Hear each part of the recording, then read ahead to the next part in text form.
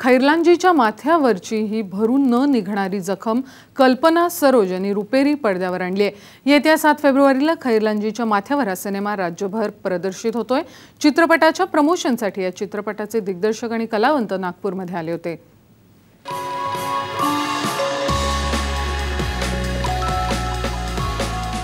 भंडारा जिल्ह्यात खैरलांजी गावात भोतमांगे कुटुंबियांसाठी हा दिवस काळ ठरला।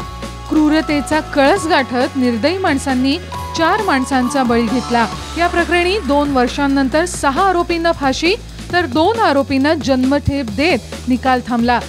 मात्र सर्वोच्च न्यायालयानं फाशीची शिक्षा कमी करत सर्व दोषींना जन्मठेप दिली आहे। खैरलांजीतील अमानवी कृत्य समाजासमोर यावं या उद्देशानं खैरलांजीच्या माथ्यावर हा चित्रपट तयार केला गेलाय। या चित्रपटातून काही प्रमाणात का होईना समानतेचा संदेश समाजात रुजला तरी हा चित्रपट तयार केल्याचं सार्थक होईल असा विश्वास चित्रपटाचे दिग्दर्शक राजू मेश्राम यांनी व्यक्त केला। च्या बाबतीत नेमकं हेच घडलेलं आहे।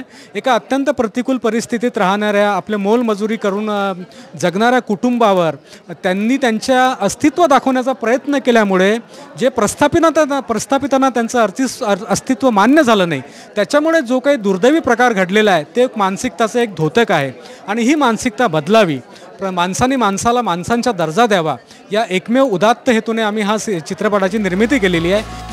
दुर्बल स्त्रीसह कुटुंबावर केलेला अन्याय किती क्रूर होता या प्रसंगाची आठवण देखील सहन होत नाही। मात्र कलावंत म्हणून अतिशय दमदार भूमिका वाटायला आल्याचं अभिनेत्री किशोरी शाणे यांनी सांगितलं।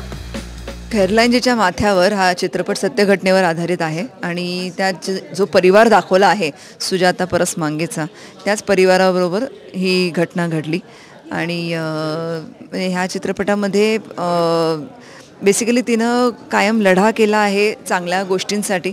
ॲज अन ॲक्टर मला खूप चॅलेंज होता ही भूमिका करायचं आणि मला वाटतं की ती भूमिका तशी सादर झाली आहे। तेवढी ॲग्रेसिव्ह भूमिका मी आजपर्यंत केली नव्हती। चित्रपट करताना भाषेची अडचण आली, मात्र दिग्दर्शकांनी ती व्यवस्थित सोडवली। चित्रपटातून महिलांवर होणारे अत्याचार दूर व्हावेत आणि सामाजिक एकता निर्माण व्हावी हाच संदेश देण्यात आल्याचं अनंत जोग यांनी सांगितलं। चित्रपटात हे सांगण्याचा प्रयत्न केला आहे की स्त्रियांवर जे अत्याचार होत आहेत ते होऊ नयेत आणि भूमिका खलनायकाची आहे। या चित्रपटाच्या माध्यमातून सामाजिक प्रबोधन करण्यात येणार आहे। माणसातला माणूस जागवण्याचा प्रयत्न केला जाणार आहे। संजय डाफसह ब्युरो रिपोर्ट, साम टीव्ही नागपूर।